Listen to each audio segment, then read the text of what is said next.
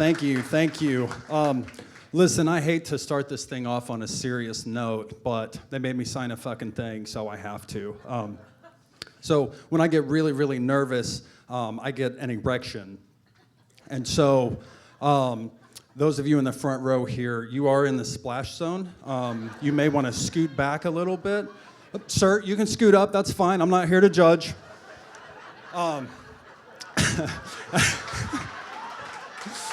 All right, so I'm really excited to be here, if you can't tell.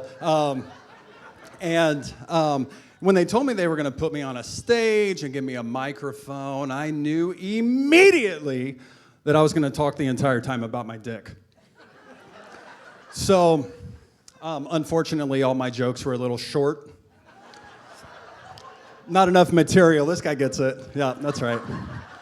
So, listen, I know how I look. I know that I look like I probably owe the bartender at my country club some back child support payments.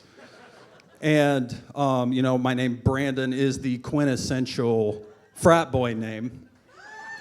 And so, given those two things together, you might assume that I'm the kind of guy who would go out and find him a sorority girl and slip her a little roofie. But I would never do something like that. I typically only roofie older women at bars. I know you don't remember Sharon, but it's good to see you out again. And on a completely unrelated note, before I forget, I will be at Madison's after the show tonight, so if any of you ladies are looking for a free drink, you'll know where to find me. So Brandon's a pretty boring name. There's nothing exceptional about my name, Brandon.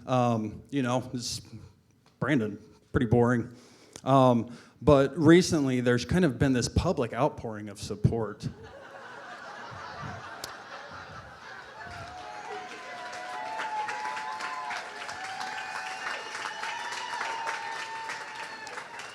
It's been a good boost for me. I like it a lot. Just to kind of illustrate that, growing up, my dad was kind of like a tough dad. He never really said, "I love you." And I went to meet him to play some golf the other day at, it doesn't matter where because I'm lying. But we went to play some golf.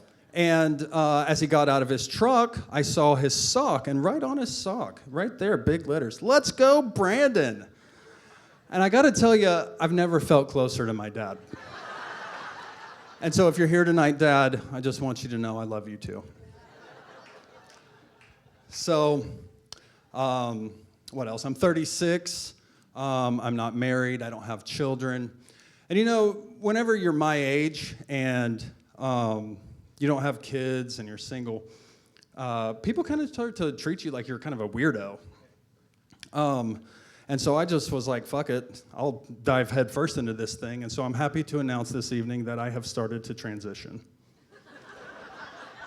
You can jump ahead if you want, but you're not getting extra credit.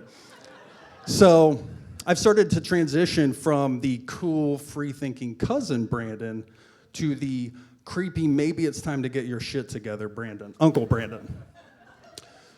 So, because of this, my parents have really been harassing me about having kids.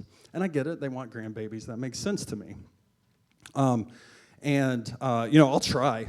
I'll try 2 or 3 times a day if anybody's interested, I'm not a scientist in case we haven't nailed that down yet, but I haven't quite figured out how to explain to my parents that no matter how hard I try, the little guy's just not gonna squeeze through that vasectomy. It's just not how that works. So, but kids are great.